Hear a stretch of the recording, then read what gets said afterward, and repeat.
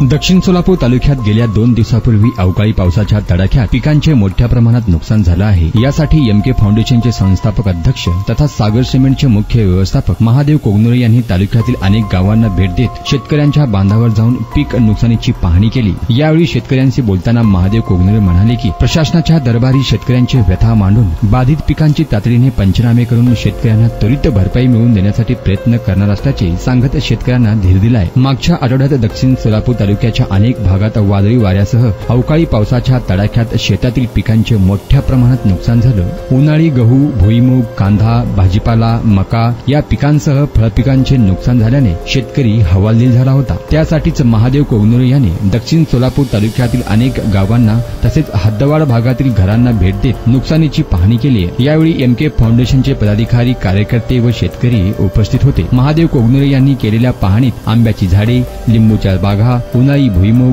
कांदा तसेच हद्दवाड भागातील घरावरील उडालेले पत्रे, घरांची झालेली पडझड आदी विविध पिकांचे व अनेक घरांचे नुकसान झाल्याचे दिसून आलं। त्यासाठी त्वरित पीक नुकसानीचे व पडझड घरांची काटेकोर पंचनामे करण्याची मागणी ही यावेळी महादेव कोगनुळे यांनी प्रशासनाकडे केली आहे। तसेच महादेव कोगनुळे यांनी बाधित शेतकऱ्यांशी संवाद साधत शेतकऱ्यांना धीर दिला आहे।